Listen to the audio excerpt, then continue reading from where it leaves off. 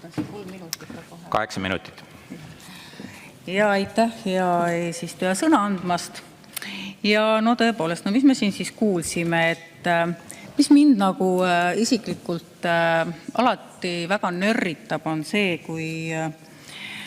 kui räägitakse, et suur mure on, et lapsi jääb kogu aeg vähemaks ja kõik asjad nagu kahanevad ja õpilaste arv kahaneb ja seetõttu ei ole seda või teist kooli enam võimalik lahti hoida, sellepärast peab midagi ette võtma. No me räägime konkreetselt hariduslike erivajadustega õpilaste koolidest ja te ütlesite ka, et õpilaste arv seal kahaneb seetõttu, et HEV-õpilasi on suunatud õppima tavakoolidesse.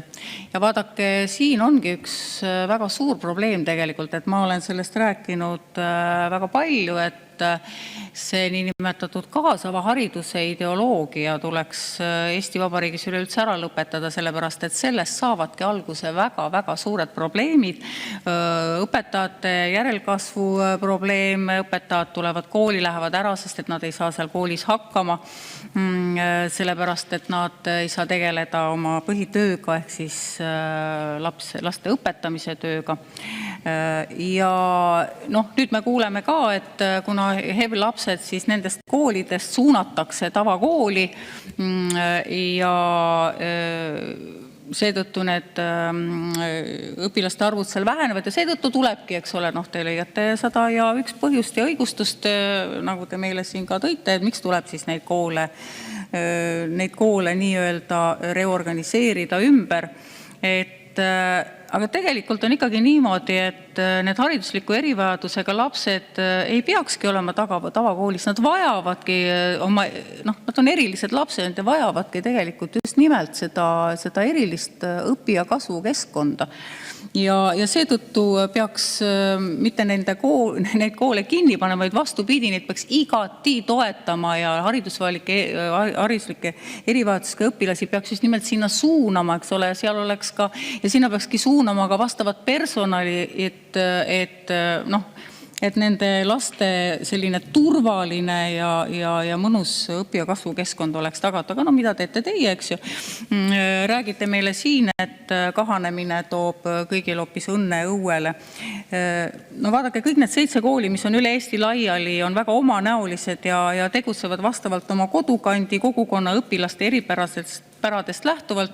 Ja tõepoolest ongi väga raske ette kujutada, kuidas üks koolijuht või üks õppejuht suudab siis seda kõike hallata ning seejuures säilitada ka inimlik ja lähedane suhe nii kooli töötajate kui ka õpilastega.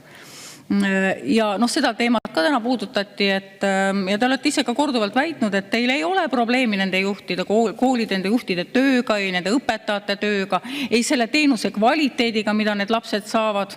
Nüüd olete öelnud 17. veebruaril ja ometi te rõhutate ka täna siin ja olete rõhutanud igas vormis suhtluses, et paraneb õppekvaliteet. Jääb mulje, nagu tehtaks siis, te räägite ise endale vastu, et praegu tehtakse nendes koolides ebakvaliteetset tööd siis järelikult.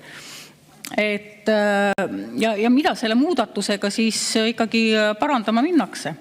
Ja tuleme siis nende punktide juurde tagasi, mida te siis nagu lahendada tahate, aga mis siiski lahendatud ei saa, sest täiesti selge on, et kui moodustatakse nüüd üks ühine kooli hoolekogu, siis ega selline hoolekogu ei hakka kunagi normaalselt tööle.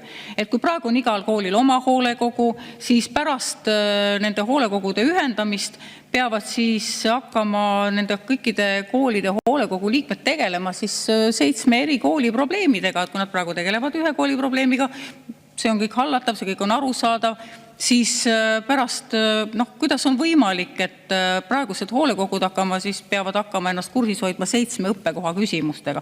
Ja sama kehtib ka ühise õppenõukogu kohta. Kuidas on võimalik korraldada 7 õppekohas korraga õppenõukogu koosolekut? Ja jälle, et kas siis kõik õpetajad peavad ennast hakkama kurssi viima kõikide õppekohtade küsimustega, et koosolekust siis aktiivselt osa võtta. Luuakse ka ühine lastevanemate kogu, jällegi taaskord, kas tõesti peavad sinna valitud lapsevanemad hakkama siis 7 kooli küsimustega tegelema? Milleks?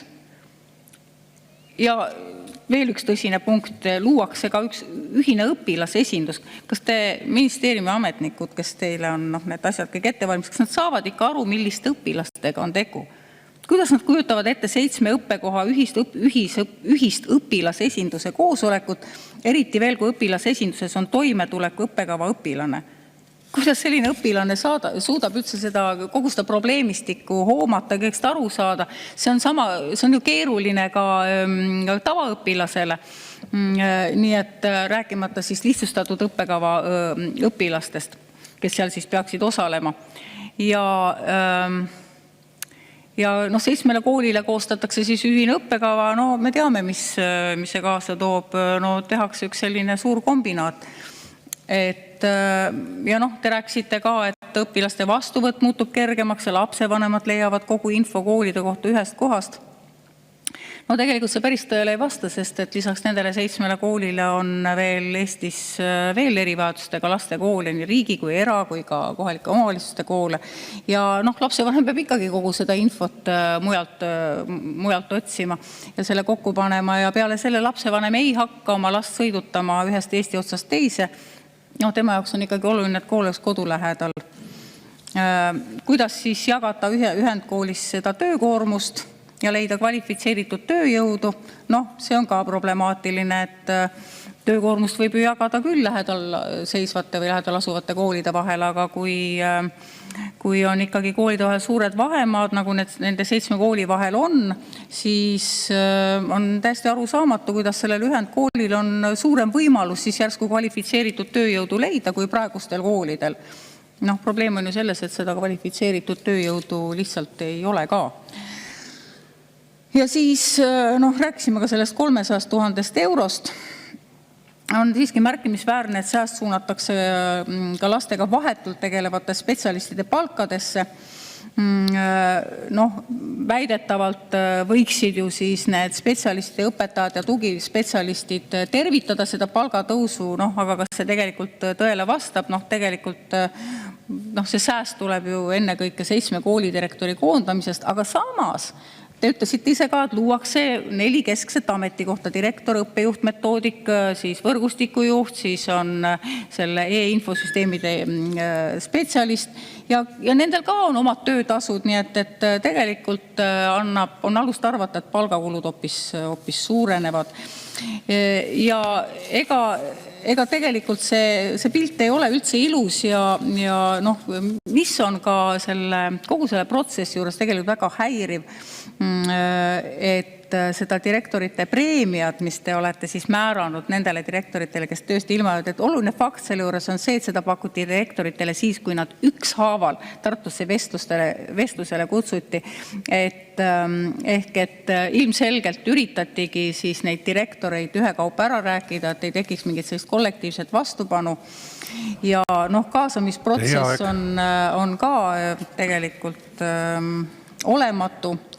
Ja veel kord ma ütlen ühe lause veel lõpuks ära, millega ma alustasin oma arupärimise sissejuhatamist, et te tahate tõhustada juhtimist ja vähendada bürokraatiat, aga tegelikult peaks olema kogu selle asja eesmärk ikkagi lapsed, nende heaolu, mitte juhtimise tõhustamine ja tehes seda veel eriliselt bürokraatlikul moel. Aitäh!